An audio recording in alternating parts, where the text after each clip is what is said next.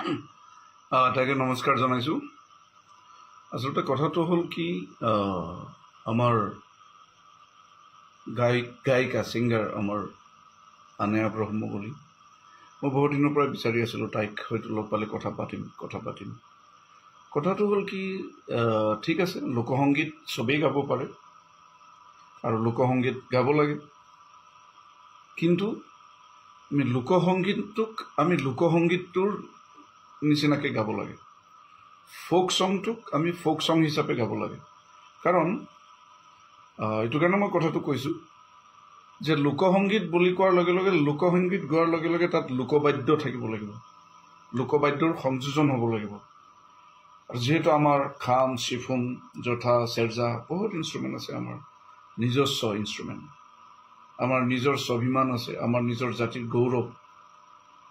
গতিকে আমি যিবিলাক একদম পুৰণা সাতাম পুৰুষীয়া যিবিলাক গান, ঐ বিহাম জমলি, এই গানবিলাক, দাগাপছে আকে পিনা না, বিভিন্ন ধৰণৰ গান আছে। তো এই গানবিলাকক আমি গাব লাগে, কিন্তু কেনেকৈ গাব লাগে? যেনেধৰণে পৰম্পৰাগতভাৱে চলি আহিছে। কিন্তু সেইটোত যদি আমি ৰিমিক্স কৰি দিওঁ, সেইটোত যদি আমি বেলেগ ধৰণৰ পাশ্চাত্য সংগীত, পাশ্চাত্য সুৰ বা পাশ্চাত্য ইনষ্ট্ৰুমেণ্ট আমি তাত সোমাই দিওঁ, সেইটো ফোক চং হৈ নাথাকে। গতিকে সস্তীয়া জনপ্ৰিয়তা লাভ কৰিবৰ কাৰণে আমি যিকোনো কাম কৰিব পাৰোঁ, সেইটো হ'ব নালাগে। সেইটো হ'লে আমাৰ জাতিটো শেষ হৈ যাব। কেনেকৈ?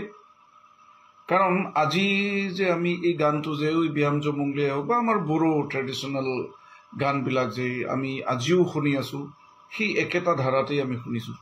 কিন্তু এতিয়া যিখিনি আমাৰ পপুলাৰ ছিংগাৰ বুলি কৈছোঁ মই, পপুলাৰ ছিংগাৰসকলে যদি এই গানটোক ভাঙি মেলি বেলেগ ধৰণৰ মিউজিক, ডিজে টাইপৰ এটা মিউজিক কৰি পেলাই যদি সেই গানটোক গায়, উঠি অহা যিখিনি যুৱক যুৱতী বা উঠি অহা যিখিনি আপকামিং যিখিনি আমাৰ নতুন জেনেৰেশ্যন, তেখেতসকলে কাক ফ'ল' কৰিব? অভিয়াছলি পপুলাৰ ছিংগাৰখিনিৰ গান শুনিব। গতিকে আমাৰ নিজস্বতাটো নোহোৱা হৈ গৈ থাকিব লাহে লাহে লাহে লাহে লাহে। গতিকে একষ্টিক ড্ৰাম, গীটাৰ এইবিলাকতো আমাৰ ইনষ্ট্ৰুমেণ্ট নহয়। আমি গানবিলাক যেনেকৈ আমি ফোক চং বুলি পেলাই গাইছোঁ, কিন্তু তাত যি ধৰণৰ মিউজিক সংযোজিত কৰিছোঁ, বৰ বেয়া কথা। সেইটো কৰিব নালাগে, সেইটোৰ পৰা দূৰত থাকিব লাগে।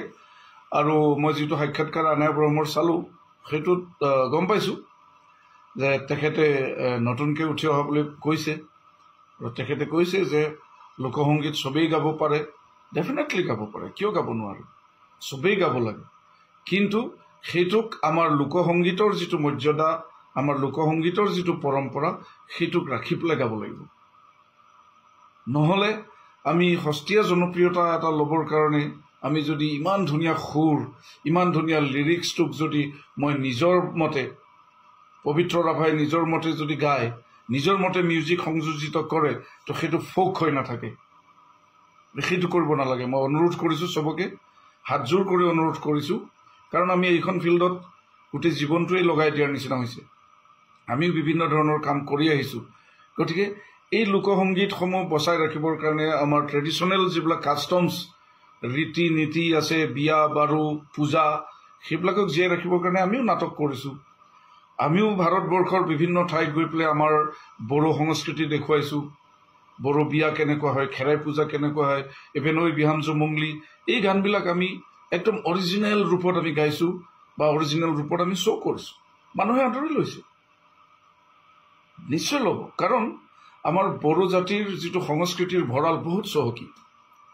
গতিকে আমি কিয় অকল এটা জনপ্ৰিয়তা লাভ কৰিবৰ কাৰণে এটা ইমান ধুনীয়া এটা আমাৰ বড়ো জাতিৰ গান, আমি কোনেও ক'ব নালাগে যে লোকসংগীতৰ কোনো মালিক নাথাকে বুলি। আছে, আপুনি মালিক, মই মালিক, আমাৰ জাতিটো মালিক, গোটেই জাতি সত্তাটোৰ তাৰ মালিক হয়। গতিকে সেইটোক আমি নিজস্বভাৱে ইউজ কৰি পেলাই গাব নালাগে।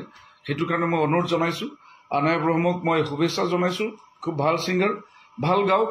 আৰু মোৰ বোধেৰে আনেয়াৰ ডাইৰেক্টলি ভুল নহয়, কাৰণ তেখেতসকলক যিখিনি মানুহে এই যে পুৰণা গানবিলাক লৈ গৈ পেলাই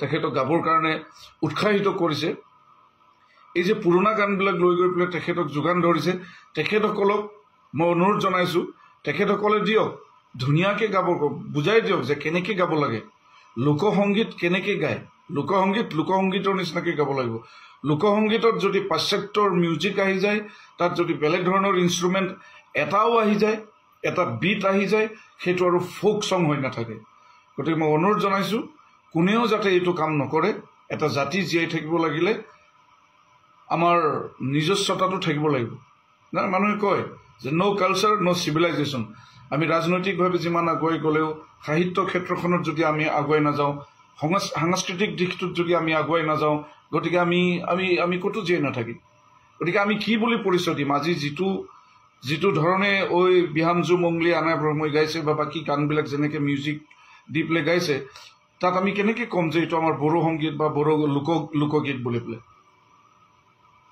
তাততো কোনো ধৰণৰ আমাৰ লোকসংগীতৰ বাদ্যতাত ইউজ কৰা হোৱা নাই তেনেকুৱা ধৰণৰ মিউজিক ইউজ কৰা হোৱা নাই গতিকে একদম ডাইৰেক্টলি একদম লাইন টু লাইন আমি গোটেই গানটো গাই পেলাই সেইটো কপি পেষ্ট কৰাটো মই কেতিয়াও সেইটো সমীচীন বুলি নাভাবোঁ সেইটো কেতিয়াও মই ছাপোৰ্ট নকৰোঁ গতিকে আহক গাওক চবেই গাব পাৰে কিন্তু যাৰ যিটো ছোৱালী হৈ থাকিব লাগে ল'ৰা হৈ থাকিব লাগে জাতিটোৰ নামটো জাতি বড়ো হৈ থাকিব লাগে গতিকে বড়ো জাতিৰ যদি খাম চিফুং আছে বড়ো জাতিৰ খাম চিফুং লৈ পেলাই গান গাব যদি লোকসংগীত গায় কেতিয়াবা আমি কৰোঁ যে লোকসংগীতৰ আধাৰত মই নিজস্বকৈ এটা গান বনাইছোঁ কিন্তু সেই সম্পূৰ্ণৰূপে সেই গানটোক কানি পেলাই মই ভাঙি চিঙি চুৰমাৰ কৰি দিয়া নাই সেইটো এটা আলম লৈ পেলাই মই এটা বেলেগ গান গাব পাৰোঁ সেইটো কৰিব পাৰে কিন্তু হুবহু গোটেই গানটো উঠাই আনি পেলাই পাশ্চাত্য সংগীত বা বেলেগ ধৰণৰ এটা মিউজিক দি পেলাই বেলেগৰ গান গাই পেলাই সেইটো কৰাটো উচিত নহয় গতিকে তেতিয়াহে আমাৰ জাতিটো জীয়াই থাকিব সংস্কৃতি জীয়াই থাকিব নহ'লে খুব কম দিনৰ ভিতৰত নাইকিয়া হৈ যাব কাৰণ উঠি অহা প্ৰজন্মই কাক ফ'ল' কৰিব ডেফিনেটলি পপুলাৰ ছিংগাৰসকলক ফ'ল' কৰে গতিকে আমাৰ সেই গাঁৱৰ যিখিনি বুঢ়া মানুহ গাঁৱৰ মানুহ যিখিনি এই লোক সংগীতৰ সাধনা কৰি আছে সেইখিনি মানুহক কোনে জানে গতিকে সেইখিনি মানুহক উঠাই অনাটো আমাৰ পপুলাৰ ছিংগাৰসকলৰ দায়িত্ব আৰু দায়িত্ব বুজি খুব ধুনীয়াকৈ আপোনালোকে গাওক মই অনুৰোধ জনাইছোঁ তেতিয়া আমি সকলোৱে আমাৰ জাতিটোৰ